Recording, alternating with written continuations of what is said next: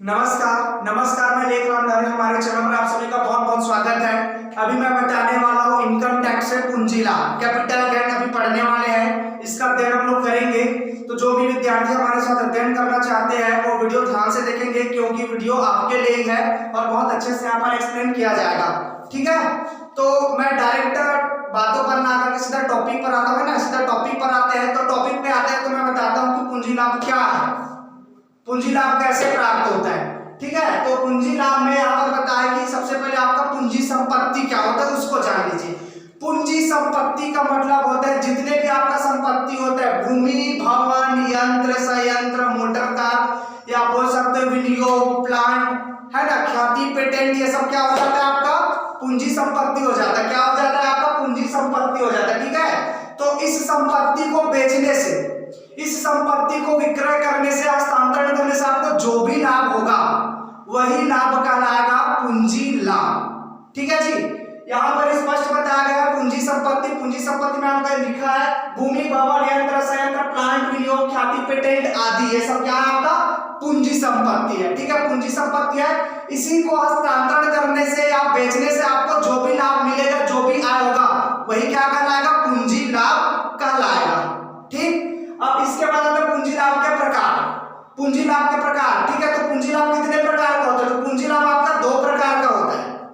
जो आपका पूंजी लाभ है वो दो प्रकार का होता है। सबसे पहला आता है आपका अल्पकालीन पूंजी लाभ, दूसरा होता है आपका दीर्घकालीन पूंजी लाभ। बहुत ही सिंपल तरीके से आपको बताया जा रहा है। सबसे पहला आपका अल्पकालीन पूंजी लाभ जिसको बोला जाता है शॉर्ट टर्म कैपिटल गेन। ठीक है, उसके बाद आता है दीर्घकालीन पूंजी लाभ जिसे बोला जाता है लॉन्ग टर्म कैपिटल गेन। ठीक है जी, ये हमारा दो प्रकार का पूंजी लाभ होता है, अल्पकालीन और दीर्घकालीन। ठीक, तो सबसे पहले जानते हैं अल्पकालीन पूंजी लाभ क्या है, किसे अल्पकालीन पूंजी लाभ बोला जाएगा। ठीक है, तो मैं बता रहा हूं, कोई भी संपत्ति मतलब आपका जो आपका पूंजी संपत्ति होगा वो वाला संपत्ति, कोई भी संपत्ति को 3 साल से पहले बेच दिया जाता है तो उसे पूंजी, कौन सा पूंजी, अल्पकालीन पूंजी लाभ माना जाता है। कोई भी संपत्ति को 3 साल रखने से पहले या 3 साल उपयोग करने से पहले ही बेच देता है तो उसे अल्पकालीन पूंजी लाभ कहा जाता है, माना जाता है। वैसे कंपनी का अंश होता है, ठीक है, कंपनी का अंश होता है, तो कंपनी का अंश 1 साल रखने से पूर्व या 1 साल रखने से पहले उस अंश को बेच देता है, हस्तांतरण कर देता है, तो उसे क्या कहा जाएगा, अल्पकालीन पूंजी लाभ कहा जाएगा। जैसे मैं आपको बताया हूं, यहाँ पर हेड डाला हूं अल्पकालीन पूंजी लाभ का।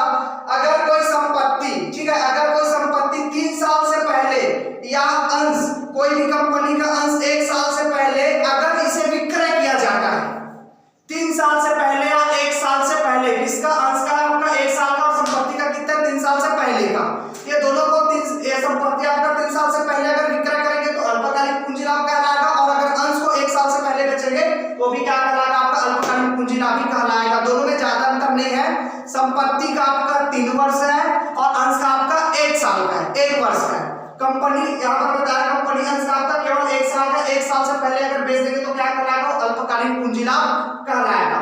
अब दीर्घकालीन इसका जस्ट उल्टा करने का मतलब यह है कि आपका दीर्घकालीन संपत्ति है, ठीक है, दीर्घकालीन संपत्ति में आपको बताया जाएगा, दीर्घकालीन संपत्ति मतलब जो भी संपत्ति रहेगा उसके अंतर्गत आ जाएगा। दीर्घकालीन पूंजी लाभ में आ जाएगा आपका कोई भी संपत्ति को 3 साल रखने के बाद बेचते हैं, कोई भी संपत्ति को 3 साल रखने के बाद बेचेंगे तो वो कहलाएगा दीर्घकालीन पूंजी लाभ के अंतर्गत आ जाएगा। वैसे कंपनी का अंश होता है, कंपनी का जो अंश रहेगा उसे 1 साल रखने के बाद बेचेंगे, हस्तांतरण करेंगे तो क्या कहलाएगा, दीर्घकालीन पूंजी लाभ कहलाएगा। नियम एकदम सिंपल है, ज्यादा हेवी नहीं है। 3 साल से पहले रहेगा तो अल्प रहेगा, 3 साल से बाद रहेगा तो दीर्घ रहेगा, 1 साल से पहले रहेगा अंश तो अल्प होगा और 1 साल से अधिक रहेगा तो क्या रहेगा, दीर्घ रहेगा। ठीक है जी, यहाँ पर मैं थोड़ा सा डायग्राम के अकॉर्डिंग बता दिया। देखिए दीर्घकालीन पूंजी का बता रहा हूँ, संपत्ति को 3 साल के बाद अगर विक्रय करेंगे तो दीर्घकालीन पूंजी लाभ कहलाएगा। अंश को भी 1 साल के बाद विक्रय किया जाएगा तो भी क्या कहलाएगा, दीर्घकालीन पूंजी लाभ कहलाएगा। ठीक है, तो अल्पकालीन और दीर्घकालीन को तो आप समझ गए होंगे।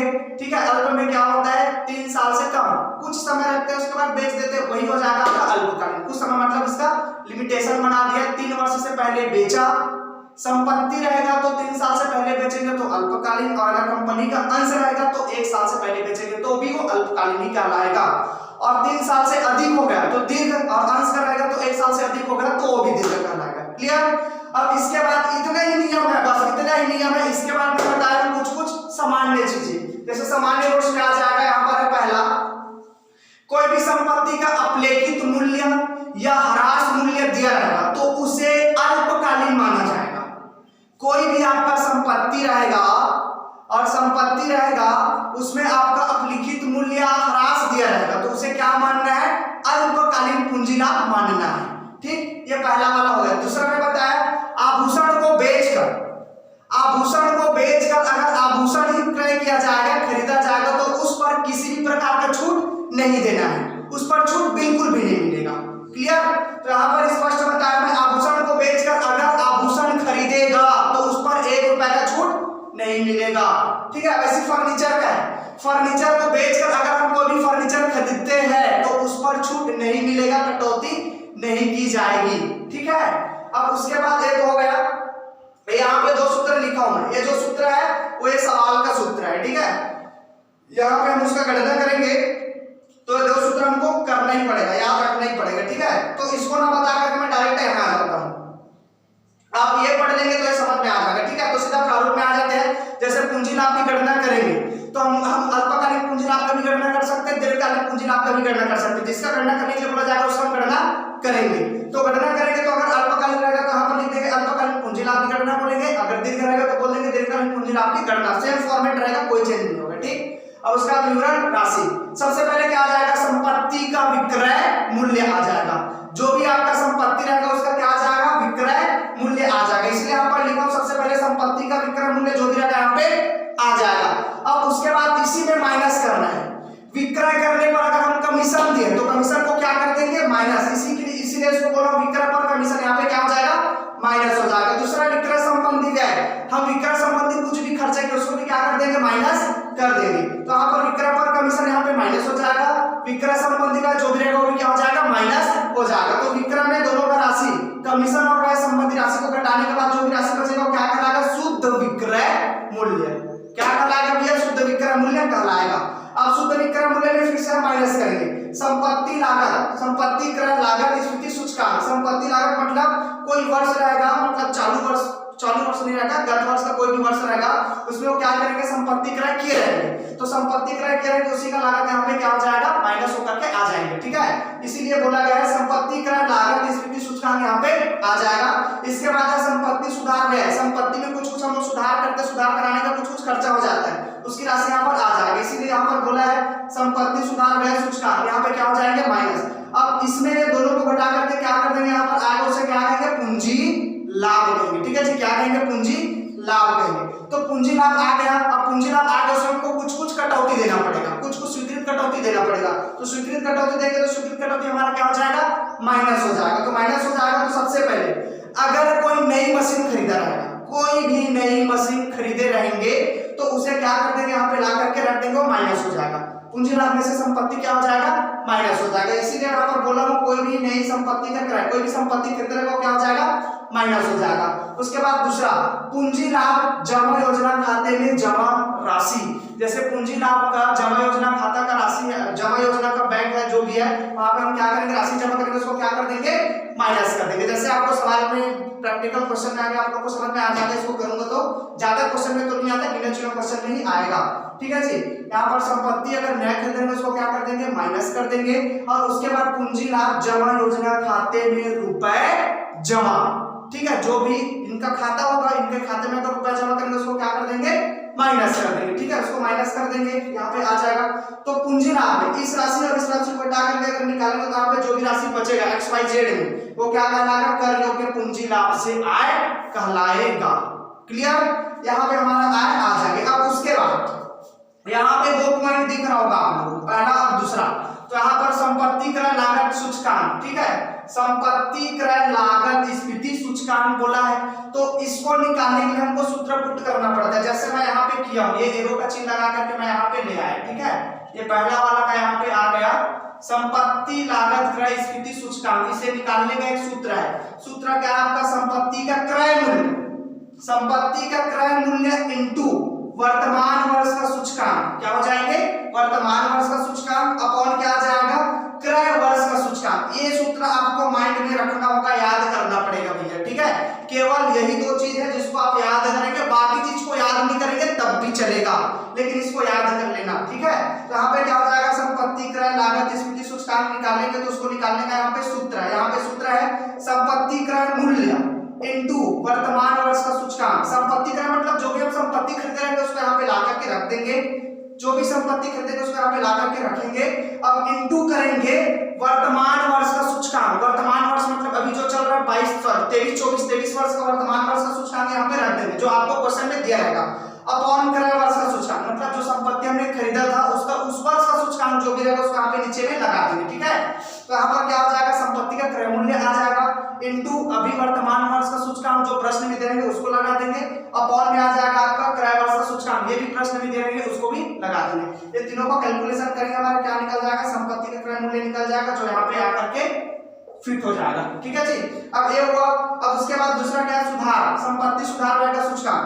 तो दूसरा सूत्र हमारा संपत्ति सुधार व्यय का सूचकांक, संपत्ति सुधार व्यय का सूचकांक है।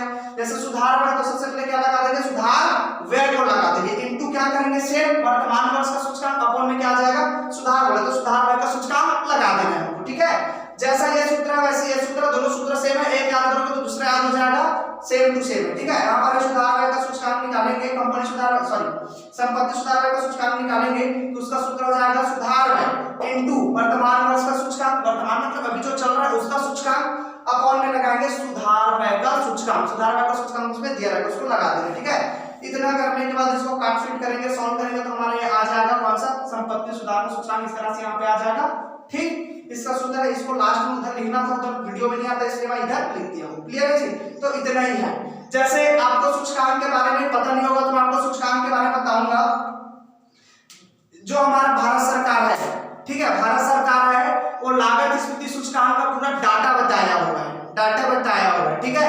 वो आपको आपके बुक में मिल जाएगा, बुक नंबर है, बुक का पेज नंबर है आपका 263, इनकम टैक्स का पेज नंबर 363 में मिल जाएगा आपको, पेज नंबर 363 में देखिएगा आपको मिल जाएगा, उसमें पूरा डाटा दिया हुआ, पूरा लागत स्मृति सूचकांक बताया हुआ है, आप उसमें से देख सकते हैं। वैसे उसको याद नहीं करेंगे तो भी चलेगा क्योंकि ये लागत स्मृति सूचकांक आपको प्रश्न में दिए रहेंगे, प्रश्न में दिया रहता है, बाकी नॉलेज के लिए देख लेना, ठीक है। कई बार क्वेश्चन में नहीं दिया रहता है तो आप उसमें से देख लेना, ज्यादा कुछ नहीं है उसमें, कुछ आंकड़ा बस दिया रहता है। जैसे 2023 का, जैसे 2022-23 का हमारा क्या लागत स्मृति सूचकांक, वर्तमान वर्ष का 231, अभी वर्ष 2022-23 का, वर्ष 2022-23 का हमारा लागत स्मृति सूचकांक कितना है, 231 है, 231 है ना, 2022-23 का लागत स्मृति सूचकांक कितना, 231 है, ठीक है। ये हमारा लागत स्मृति सूचकांक है, ठीक है जी।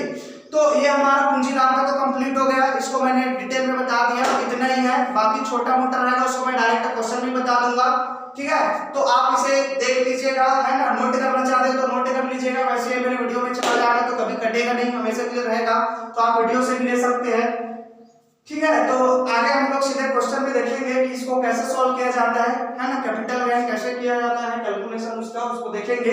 तो ठीक है, हम ये वीडियो ही समाप्त करते हैं। तो ये वीडियो आपको अच्छा लगा होगा, है ना, तो वीडियो को लाइक कीजिए, शेयर कीजिए, हमारे चैनल को सब्सक्राइब कीजिए, बेल आइकन को प्रेस कीजिए ताकि आपको प्रतिदिन का ऐसी वीडियो मिलते रहे। ऑल द बेस्ट, धन्यवाद।